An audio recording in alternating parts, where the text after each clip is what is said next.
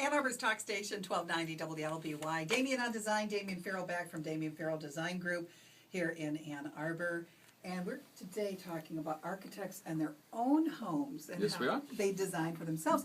Marvelous feature in the November 2012 edition of the Ann Arbor Observer by Grace Shackman. Shackman did a great job, yes. Who's a woman here in town who knows a lot about historic preservation. And this piece is really nice about architects, including yourself, Yes, Damian. And our right. guest today, featured in her, our guest is Jean Hopkins.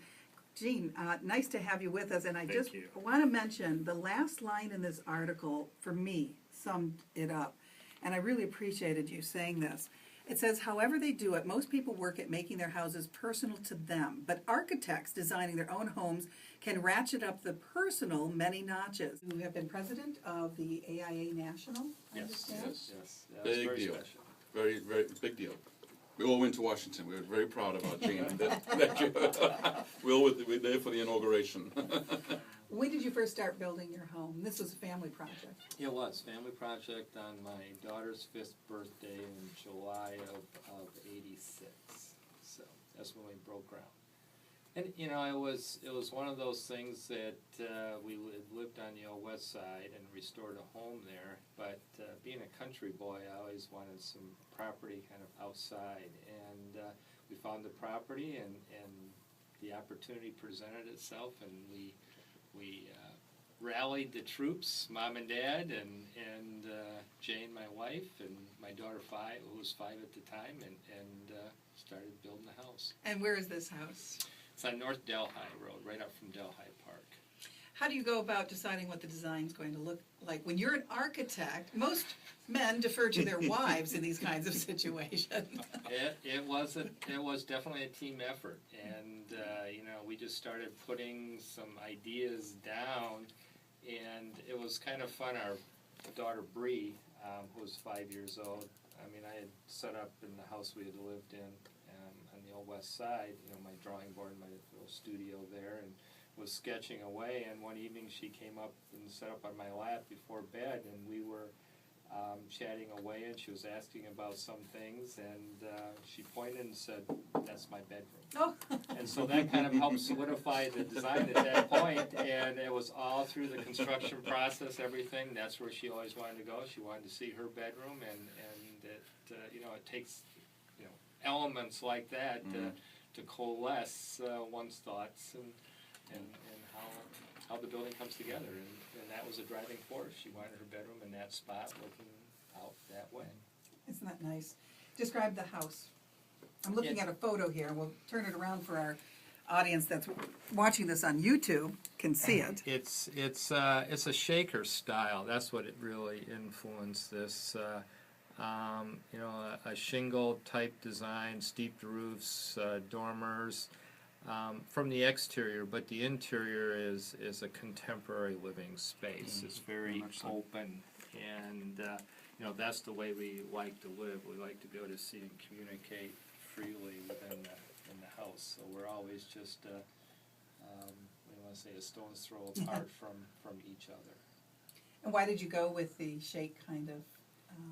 Just really liked it. It was very comfortable. This is out in the woods, and we wanted something that really was very natural and fit in with the terrain and really reflected the context of the trees, the slope, views to the water, that openness. So it's very much about the house sitting and feeling very, very comfortable with the site, because we really enjoy the outdoors. So we had lots of decks. You can walk out from any room outdoors, and I think it's interesting that your deck wraps around to the front even. Yeah, it's really, we like that, especially being out in that environment. It just blends the way we call it outdoor living, and we have a lot of outdoor living space, and that's really, I think, nice for the Michigan summers. We're hearing this over and over again from people. Open concept inside. Yep. Outside you want it to blend seamlessly so that your family can enjoy the outdoors and that it blends nicely with whatever plot of land you have. So are we seeing more architects designing this way even in, say, tract neighborhoods or not? I think they're sort of leaving us out of the track neighborhoods, aren't they? Yeah, somewhat. I don't think it's as organic as Right. what it could be. Again, I think it's because of some of the land getting harder and harder to find, actually, and some of the restrictions being placed on it. You know, we hope and we want there to be a strong connection to nature in that context, and it can happen easily, but I'm not sure we're as engaged in that conversation as we could be.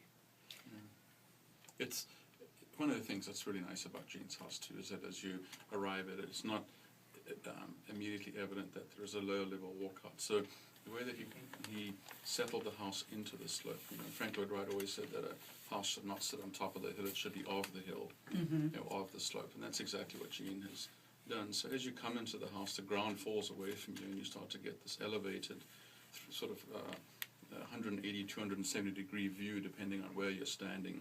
So it really is an indoor-outdoor home.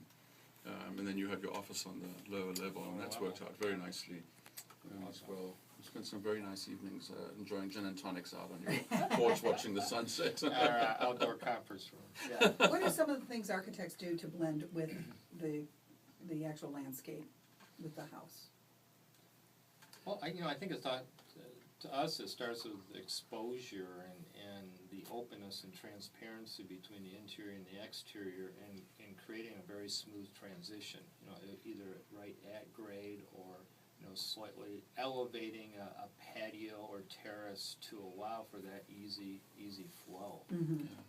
And I think the design has to go from inside to outside. You can't just take the house and plonk it in a set of contours. So where your entrances, exits, where you want your views, you can mold and shape the site. So the design doesn't end at the walls. Oh, absolutely. It's got to extend out into the landscape and incorporate that, and then come back to the house, in a sense. So there's this movement indoor, outdoor as you design. And, you know, I think it's critical too now with, you know, the cost of everything's going up. So, you know, it's so great to take a very restrained room inside and expand it out, and you can totally enhance the whole size and feel of the space, but keep it very economical. And you use floor-to-ceiling windows? In some of it? Usually very tall windows, lots of doors, and multiple windows. It's really important when you're inside to get a perspective view out. I think it gives you a greater sense of you know, wayfinding. Where are you at, and what's the view? The other thing your house does very quickly is, I think that I'm very fond of architecture, is that sometimes there are moments when you're in the house, you can actually see pieces of the house outside. Yeah. So pieces of the house become part of the view. You're not just always looking through an outside That's wall. a really good point, and that helps your perspective of your place in being. Well, it connects you in a different way. Yeah.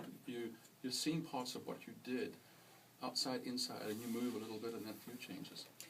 Damian Farrell from Damian Farrell Design Group, each week with Damian on Design. Gene Hopkins from Hopkins Burns Design Studio. And this flow continues today. That little 5-year-old girl, now grown up, and you're doing her. House next door. Yep, we're very, very fortunate. You can come home after you leave, and yes, her and her husband and our brand new granddaughter is moving right next door to us. Congratulations. Thank you. Read the article in Ann Arbor Observer, the November edition, also about Damian Farrell's house as well, and get your own design tips each week here on the Lucy Ann Land Show with Damian on Design on 1290 WLB1.